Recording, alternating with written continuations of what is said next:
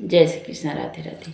आज मैं कथा लेके आई हूँ अपने ठाकुर जी की, कि जब वो छोटे से थे बाल्यावस्था में तो कैसी कैसी लीलाएं करते थे। एक समय वो अपनी यशोदा माँ को भी छोड़कर और घर छोड़कर जाने लगे। आइए इस कथा को सुनाते हैं। अगर कथा अच्छी लगी तो ज़रूर बताइएगा।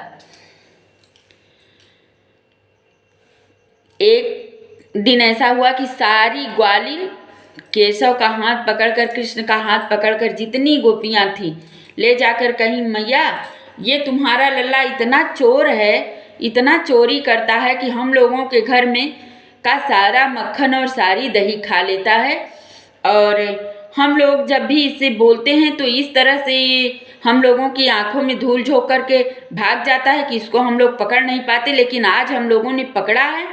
माँ आज आप इसको देखो, नहीं तो हम लोग इसको पीटेंगे, इसकी पिटाई करेंगे। अब इतना सुनकर सुनी जब यशोदा मैया, तो कृष्ण से कहीं, क्यों री लल्ला तू बता कि इस महल में कमी किस चीज की है कि तू चोरी करता है, तू चोरी करके खाता है। तभी मैं कहूँ कि तू सुबह सुबह कहाँ चला जाता है बिना खाए पिए, और शाम को आता है कुछ खाए पिए नहीं रहता, तू यही सब करता है। तो कृष्ण भगवान अब सोचे कि अब तो मेरे ऊपर मार पड़ेगी, अब मैं क्या करूं, अब मेरे ऊपर मार पड़ेगी, अब मैं कैसे बचूं। तो लगे रोने, रोकर कह रहे हैं कि मैया ये सब झूठ बोल रही हैं, मुझको फंसा रही हैं, मुझको फंसाने के लिए ये सब ऐसा कर रही हैं। मैंने इन लोगों के घर में चोरी नहीं किया। बताओ मैया, मैं एक छोटा सा बालक हूँ, और मैं कैसे इतने ऊंचे इन लोग ऊंचा रखी रहती हैं दही और मक्खन, तो मैं कैसे इन लोगों का दही और मक्खन चुराऊंगा।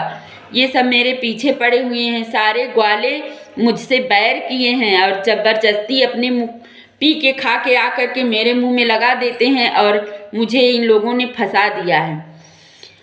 तो यशोदा माँ कह रही हैं कि अब क्या करें, कृष्ण की बात माने कि गोपियों की बात माने। तो कह रही हैं आखिर ऐसे तो ये लोग कह नहीं रही हैं तुझे, आखिर तू सुबह से जाता है तो कुछ खाए नहीं रहता, क्या करता है, तो क्या खाता पीता है। तो मैया, कृष्ण ने कहा कि मैया मैं जब मुझे भूख लगती है तो मैं अपने गैया का दूध निकाल के वहीं थन में मुंह लगा के पी लेता हूँ। मैं इन लोगों के घर कब आऊँ माँ, मैं एक छोटा सा बालक हूँ। इतना सुंदर पद सूरदास जी ने गाया है कि री मैया मोरी मैं नहीं माखन खाऊं, भोर भयो गैयन के पीछे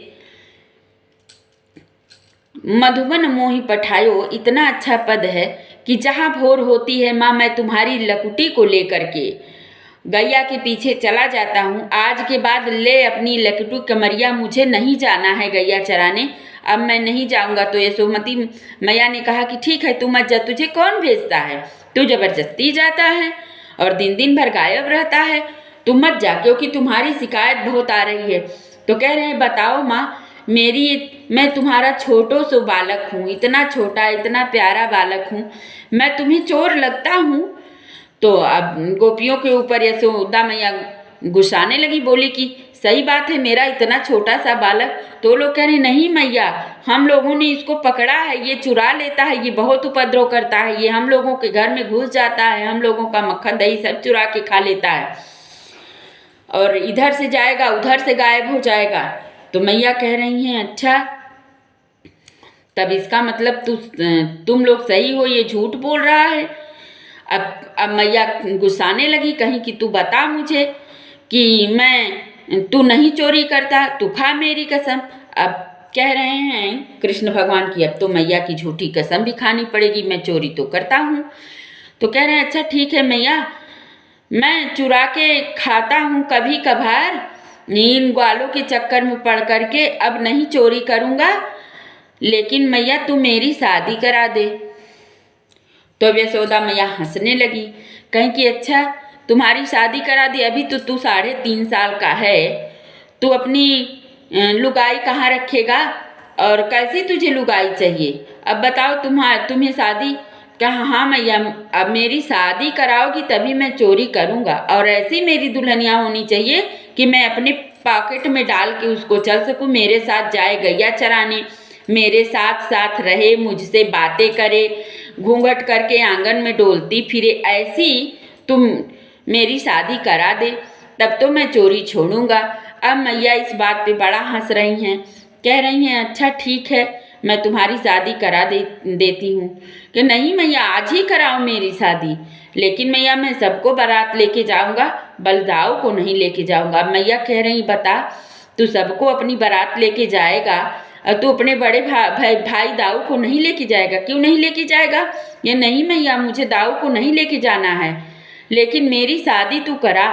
तो अब यशोदा माँ कह रही हैं अच्छा बता, तुझे कैसी लुगाई चाहिए, कैसी तुम्हें धर्म पत्नी चाहिए? तो कह रही जिसकी आँखें मोटी मोटी हों, जिसके चेहरे पे चमक हो, जिसका सुंदर चेहरा हो, माँ जो दुनिया में सबसे खूबसूरत हो, मुझे ऐसी धर्म पत्नी चाहिए, और इतनी छोटी सी हो कि वो मेरे पॉकेट में आ जाए।